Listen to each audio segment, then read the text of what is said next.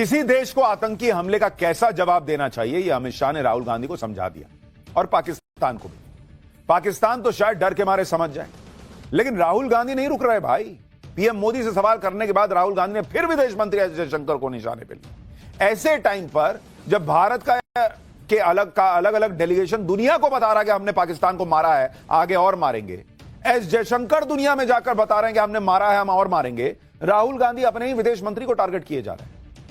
राहुल गांधी ने विदेश मंत्री से फिर 3 सवाल पूछे कि भारत को पाकिस्तान के साथ क्यों जोड़ दिया गया, पाकिस्तान की निंदा करने में एक भी देश ने हमारा साथ क्यों नहीं दिया, ट्रंप को भारत और पाकिस्तान के बीच मध्यस्थता करने के लिए किसने कहा। इसके साथ ही राहुल गांधी ने लिखा कि विदेश नीति धराशायी हो गई।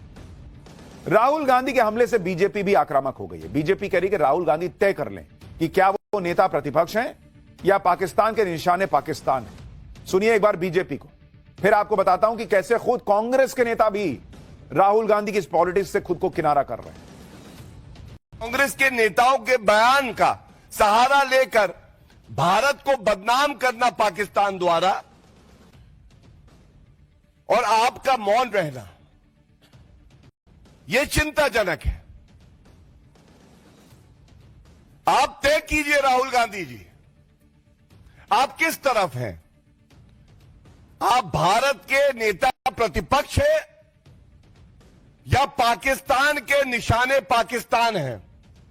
कि भारत के साथ अगर कोई गद्दारी कर रहा है तो वो कांग्रेस पार्टी कर रही है, राहुल गांधी कर रहे हैं। राहुल गांधी जिस तरह की पॉलिटिक्स कर रहे हैं ना बॉस, वो इतना हाथ पैर मार के 99 पे पहुंचे हैं सीट पे, भले उनका इकोसिस्टम उन्हें जीता हुआ दिखा दे, लेकिन अगर इस तरह की पॉलिटिक्स करेंगे तो फिर 100 नहीं छू पाएंगे। मैं आपको बता रहा हूं। राहुल गांधी ऐसे वक्त में विदेश मंत्री एस जयशंकर पर सवाल उठा रहे हैं जब उनके पहले के आरोपों को ही कांग्रेस के दिग्गज नेताओं ने भाव नहीं दिया। एक इंटरव्यू में कांग्रेस के सीनियर नेता पी चिदंबरम ने एस जयशंकर पर राहुल गांधी के आरोपों पर कमेंट करने से इनकार कर दिया था। इसी तरह कांग्रेस के वरिष्ठ नेता और मोदी के धुर विरोधी माने जाने वाले सलमान खुर्शीद ने भी पार्टी के स्टैंड से अलग साफ कर दिया था कि भारत और पाकिस्तान के बीच किसी का कोई दखल नहीं था, कहीं मध्यस्थता नहीं थी। इससे पहले कांग्रेस सांसद शशि थरूर भी ऑपरेशन सिंदूर को लेकर मोदी सरकार की कूटनीति का समर्थन कर चुके हैं। कुछ नहीं तो राहुल गांधी और कांग्रेस पार्टी को अपने ही पार्टी के सीनियर नेताओं से विदेश नीति और कूटनीति का ज्ञान ले लेना चाहिए भाई। आप भविष्य में पीएम बनना चाहते हैं और ऐसी पॉलिटिक्स करिएगा, पब्लिक बनाएगी पीएम। पब्लिक कहेगी आपको समझ ही नहीं है विदेश नीति की, क्या बात कर रहे हैं आप। और सिंपल लॉजिक के लेवल पर भी देखिए, राहुल गांधी कह रहे हैं कि हमने पाकिस्तान को बता दिया कि भाई हम तुम्हारे यहां मारने वाले हैं, और आतंकी जो है वो वहां से भाग गए, और पाकिस्तान ने कहा कि अच्छा ठीक है एक काम करो तुम मार लो हमको। वो असीम मुनीर जो अपनी सियासत करने के लिए पहलगाम पर हमला करता है, अपनी कुर्सी बचाने के लिए पहलगाम में हमला करवाता है, उसने अपनी बेइज्जती कराने का फैसला कर लिया कि ठीक है भारत हमको मार दो, हम बस अपने आतंकी हटा लेते हैं। और मसूद अजहर ने अपने परिवार को वहीं मरने के लिए छोड़ दिया और खुद भाग गया। क्या राहुल गांधी बात करते हैं बॉस। इधर राहुल गांधी कह रहे हैं कि एक भी देश ने भारत का साथ नहीं दिया, उधर दूसरे देशों में पाकिस्तान को एक्सपोज करने वाले दल में गए सलमान खुर्शीद कह रहे हैं कि आतंकवाद के खिलाफ जंग में भारत को अच्छा समर्थन मिल रहा है। सुनिए एक बार। Well, the response has been very satisfying, very good response. On terrorism, there is unqualified support for India. दुनिया भारत के साथ खड़ी हो रही है। जब भारत पाकिस्तान को मार रहा था दौड़ा दौड़ा के, अमेरिका से लेके ये पाकिस्तान का समर्थक चीन तक चुप बैठा हुआ था, चू नहीं की किसी ने कि नहीं मत मारो। राहुल गांधी को नहीं दिखता है। और एक और बड़ी खबर आपको बता दूं, बड़ी खबर आ रही है कि पाकिस्तान के खिलाफ भारत के साथ खुलकर जर्मनी भी आ गया है। एस जयशंकर के सामने जर्मनी के विदेश मंत्री का बयान आया है कि आतंक से लड़ाई में भारत के एक्शन का समर्थन करता है जर्मनी। इस वक्त विदेश मंत्री एस जयशंकर जर्मनी में हैं और वहां उन्होंने जर्मनी के चांसलर से मुलाकात की है। जर्मनी के विदेश मंत्री से एस जयशंकर की बातचीत हुई है और इसी बातचीत में खुलकर जर्मनी ने पाकिस्तान के आतंक के खिलाफ भारत के समर्थन का ऐलान किया है। और राहुल गांधी को यह दिखेगा ही नहीं। सवाल यह है कि क्या अब भी राहुल गांधी कहेंगे कि भारत की विदेश नीति फेल हो गई है। कांग्रेस अलग ही लेवल की पॉलिटिक्स कर रही है, वो पोस्टर खेल रही है। पीएम मोदी के सिंदूर वाले बयान पर कांग्रेस नेता सुप्रिया श्रीनेत ने पोस्टर शेयर किया जिस पर लिखा था तुम मुझे सिंदूर दो मैं तुम्हें सीज फायर दूंगा। आप सोचिए, जिस सीज फायर के लिए पाकिस्तान भारत के सामने गिड़गिड़ा रहा था, दुनिया कह रही है कि भारत ने पाकिस्तान को घुसकर मार दिया है, उनके न्यूक्लियर ठिकानों पर भी अटैक की बातें चल रही हैं, उस सीज फायर को कांग्रेस का नेता जो है वो मजाक बना रहे हैं और भारत की हार बता रहे हैं। ऑपरेशन सिंदूर आतंकवाद के खिलाफ भारत के स्टैंड में आए बदलाव की सबसे बड़ी गवाही दे रहा है। इस ऑपरेशन के जरिए भारत ने पाकिस्तान के साथ दुनिया को बता दिया कि भारत के नागरिकों का खून अब इतना सस्ता नहीं है कि कहीं भी कोई भी आतंकी हमला हो जाएगा और भारत पलटकर जवाब नहीं देगा। और पाकिस्तान के इतने अंदर तक घुसकर धमाके भारत ने किए हो, आप में से कितने लोगों ने देखा है बॉस? कितने लोगों ने तो करगिल की लड़ाई भी नहीं देखी होगी। और इस तरह से घुसकर मारना, रावलपिंडी, इस्लामाबाद, एयरबेस उड़ा देना, कितनों ने देखा था? और कांग्रेस पार्टी लगी पड़ी है कि कैसे साबित कर दे कि कुछ नहीं हुआ।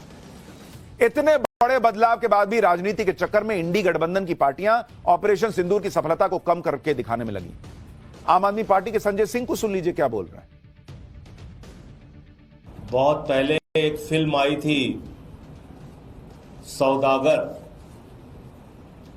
जिसमें हीरो थे दिलीप कुमार जी, राजकुमार जी,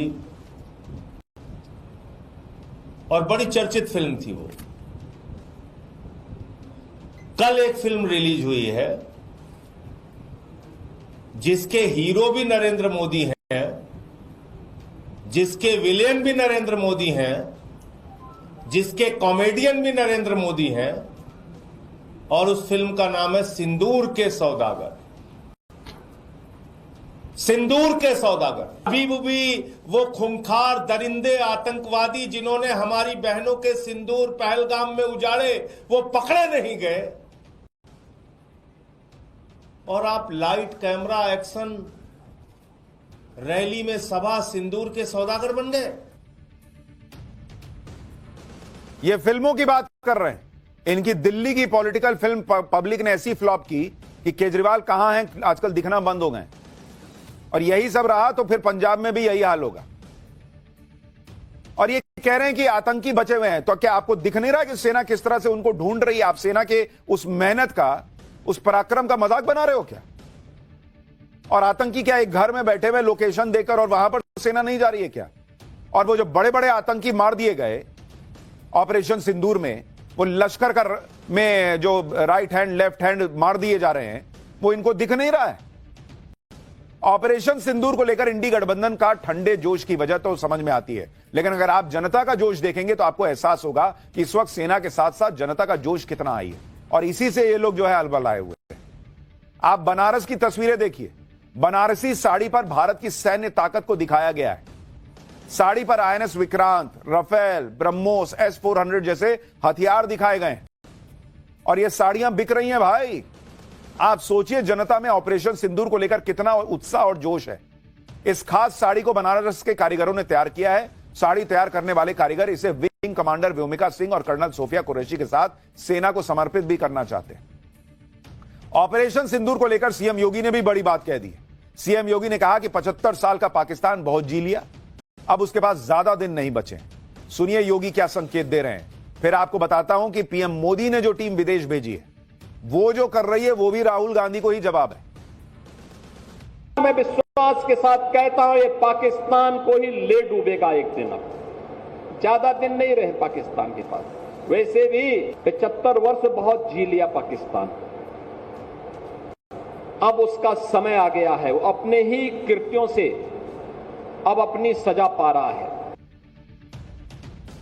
यानी योगी आदित्यनाथ भी संकेत दे रहे हैं कि ऑपरेशन सिंदूर अभी और आगे बढ़ेगा, पाकिस्तान खत्म होगा। राहुल गांधी और इंडी गठबंधन ऐसे वक्त में ऑपरेशन सिंदूर पर सवाल उठा रहे हैं जब भारत दुनिया को राजनीतिक एकता का संदेश दे रहा है। पीएम मोदी ने सभी पार्टियों के नेताओं को विदेश भेजा हुआ है। अब सोचिए, विदेश में तो हम